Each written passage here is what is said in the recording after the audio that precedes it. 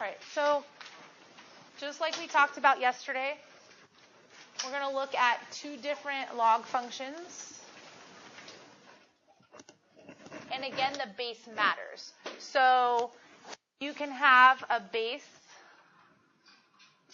that's bigger than 1 or one that's smaller than 1. Sorry, don't really know why it does that. Okay. All right, so you can have a base that's bigger than 1, and then that means your equation has log with a base that's bigger than 1. So we're going to just use 2 as our example of x. Okay. Or we can have a base that's smaller than 1. But again, with exponential functions and with log functions, we don't consider them in this category if they have a negative base. That doesn't exist for logarithms. So this is just here to remind you we won't have anything negative, but it'd be smaller than 1. So the example we'll put here at the front just to understand the parent functions, okay, is a half. So your parent function is going to look like this, and again can change just like exponential functions by whatever the base is that you're using in the log function. And once you use the base with the parent, you don't use it as a transformation. It's just a base. It's part of the parent function. If we were going to make a table for this, it's a little bit different. So it's kind of like your cube roots and your square roots, how you don't just plug in -2, -1, 0, 1, and 2. You think of things that would be a little more convenient. The same idea here. We can't plug in 0 and calculate the logarithm of it or any negatives. So we're going to stick strictly with positive numbers. But we want to choose positive numbers that will result in negative answers and positive answers. So for example, when the base is 2, I would want to choose these values, because remember, a logarithm is a question about what power do I put on this base, what exponent do I put on the base. So the answer is going to be the exponent. So I'm trying to think of things that I know 2 can get turned into with an exponent. So I want to pick a couple things that will surround 0 as the answer. So 1 is here because 2 gets turned into 1 with an exponent of 0. Okay? If I plug in 2, log base 2 of 2 is 1, because that is what exponent do I put on the base of 2 to get 2 as the answer? 1. Okay? Log base 2 of 4 would be 2. Okay? These ones are here to help us get some numbers on the other side of 0. Now, what I want you to realize is that this has a really clear relationship to the exponential functions. Exponential and log functions are inverses. Inverses, if you guys remember in Algebra 2, essentially mean the x and y coordinates flip. So remember from yesterday, this is not about logs, but this can help you get logs if you like it better.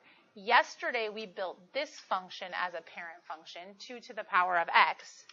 And when we built 2 to the power of x, we used our basic numbers here, and we got these powers of 2 over here.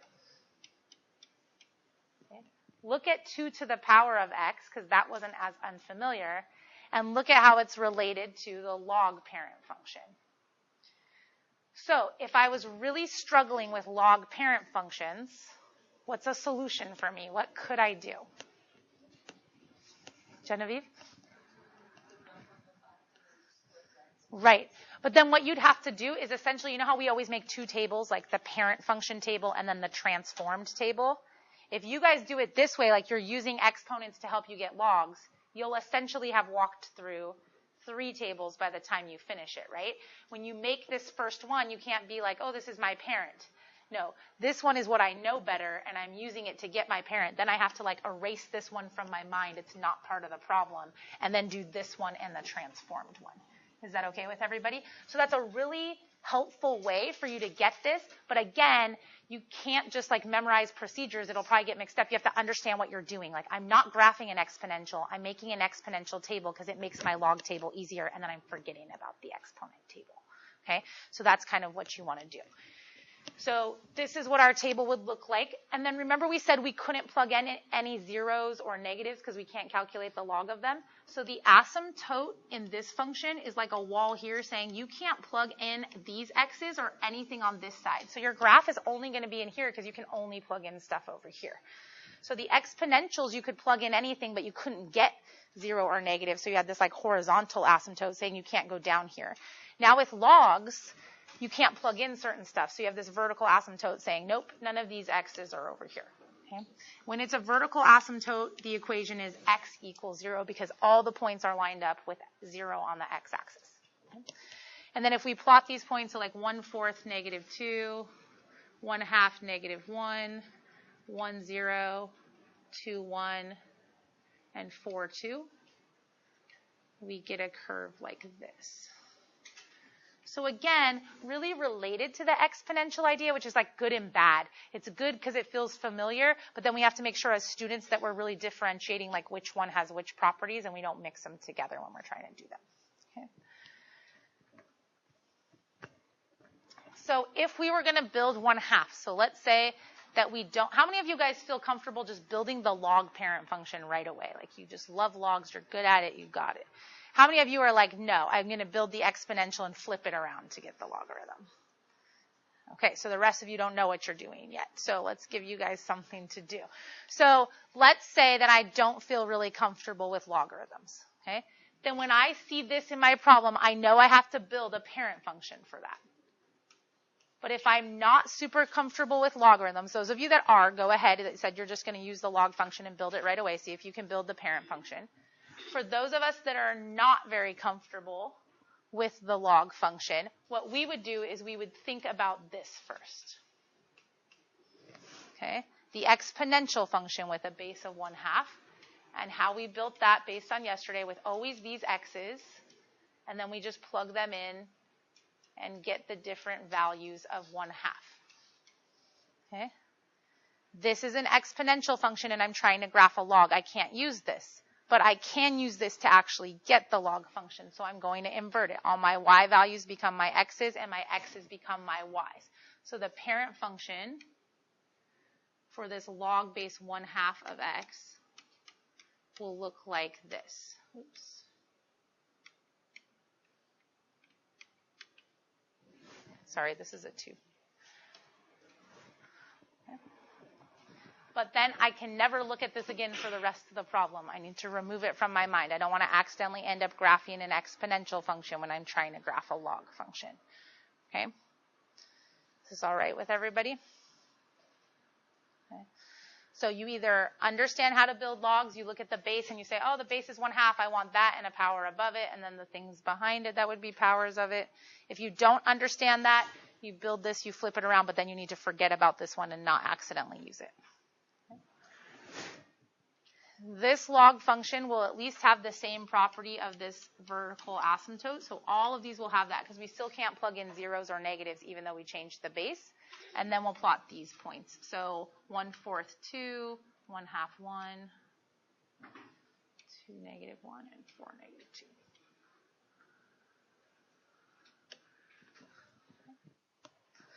So those are what our log curve should look like. So for log functions, the picture that should pop into our head is a vertical asymptote with a curve that goes along it in one way or the other. Okay, with exponentials, we have a slightly different picture happening.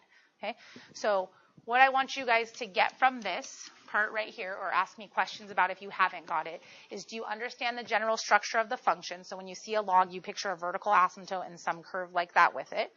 You know that the asymptote for the parent starts at x equals 0, and you want to have a way to build this parent function. Either you can build it right away, or you use the exponential one, flip it around, and then forget about the exponential one. Okay? Any questions about the things that I just said?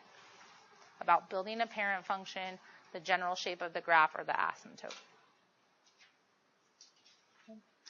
Okay, so then we're going to try and graph them with transformations. And again, the transformations are going to look the same as all the things we've done before, but we have to be able to start with this new parent function. Okay?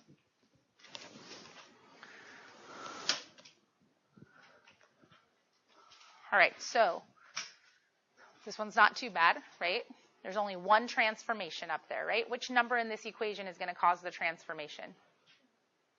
the 1, okay? And what kind of transformation is the 1 up there going to cause?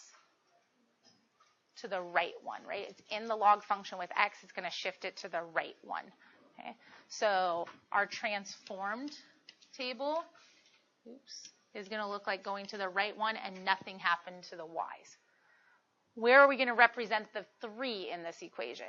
What's it going to be part of? The parent function, right? It's not a transformation, it's part of the parent function. So our parent function here is this. So here's what I want you guys to do right now. We should know that the parent function has an asymptote at x equals 0. I want you guys to try and come up with the parent function chart and then the transformed chart and the new asymptote. Okay, because I think the parent function part for logarithms is one of the harder parts because it's a little different than the others. So that's what I want you guys to do right now. Okay, so parent function, okay? And then those of you that are comfortable with logs and build it right away, just make sure you have the same one as me. But I'm going to keep using the exponential and then just because the people that struggle with logs, that will help them a little bit. So if I struggle with logs and this is difficult for me, the first thing I think about in my head is actually this. And I'm going to do it small over here because I need to remember that this is not going to stay. This is not what I'm going to use for my problem, okay? However, it helps me get the graph a little bit faster, or the parent function. So this is the parent function with an exponential. And so I do not want to use this. I just want these values to help me get this quicker if I struggle with logarithms. So all my y's are going to become my x's because of the property of inverses, and my x's will become my y's. I should not use this again in this problem, okay? So I just don't want you guys to accidentally graph exponentials when you're trying to graph a log. So now I have a parent function, okay? And now I'm going to move all of these to the right one by adding 1. So 1 1/9, 1 1/3. Remember, we can also do those with common denominators. 2, 4, 10. And then there's no change in my y values because there's no vertical stretches or compressions or anything like that here. Okay? And then my asymptote, so before when we did exponentials yesterday, the asymptote was this way, and we talked about the only transformation being able to change it would be shifting it up or down. Now your asymptote is vertical, so what's the only transformation that's going to change its position? Shifting it left and right. So you have a couple of options here. You can either recognize your h value and immediately know what your asymptote should be from your h value. If not, you can do what we talked about yesterday. Your asymptote here is an x value. You can transform that x value the same way you transformed these x values. So all of our x's are having 1 added to them. So it used to be 0. We're adding 1 to it, and now we get 1. Our asymptote should be at x equals 1. Okay? So my asymptote would be here at x equals 1. And then I should be able to plot these points.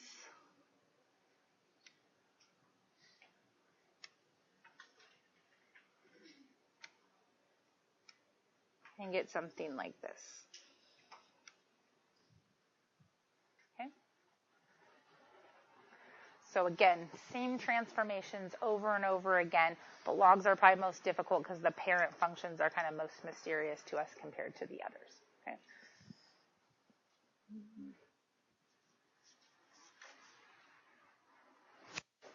All right, so we're going to try one that has more transformations in it, okay, to make sure that we can do more transformations correctly.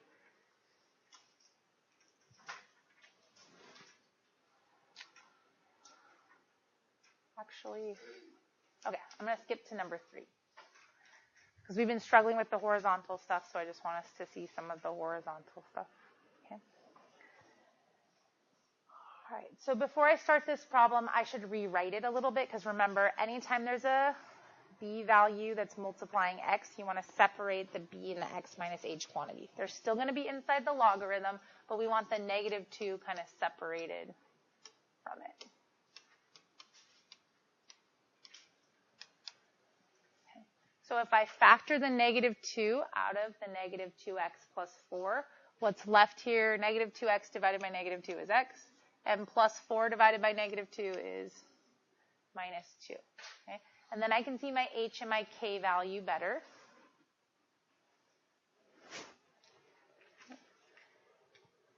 And then for our parent function, We want a log base 2 of x.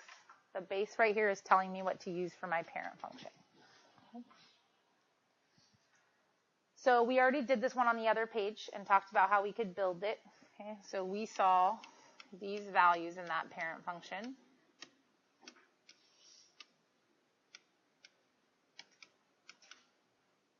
And the asymptote at x equals 0. Okay. And now I have to know how to make the transformed table. Okay, and as we do the transformations, I'm also going to mention them by name because remember, we're supposed to be able to list them as well. So I want you guys to make sure you're keeping up that skill. So let's start with the horizontal stuff. Remember that all the horizontal stuff is affecting x. So in this case, it's all the stuff that's inside of the logarithm here with x. Okay. So what's one transformation that's going to happen horizontally to our x values? Okay, so we're going to multiply x by 1 over 2. And so what would be the name of this transformation if we're multiplying x by 1 over 2? Laurel? Good. It's a horizontal compression. It's happening to x because it's horizontal, so it's horizontal. And because you're multiplying by 1/2 and that makes distances smaller or closer to 0, you would be compressing them. Okay? What else has to happen to x? Chloe? Okay, good. So x needs to shift to the right too. So horizontally, we have to shift things to the right too. And what else has to happen to x? There's one more thing that has to happen horizontally.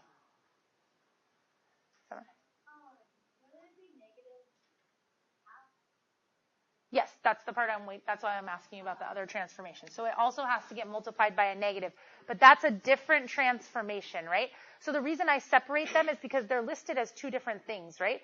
The 1/2 is causing a horizontal compression, but the negative is causing something else. What is the negative causing? Genevieve?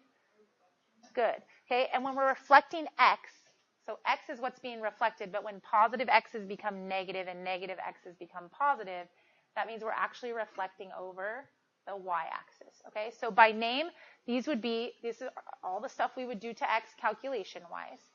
By name, this would be a reflection over the y-axis, a horizontal compression, and a shift to the right too. Okay. All right, what's happening to y? What's happening vertically to our graph?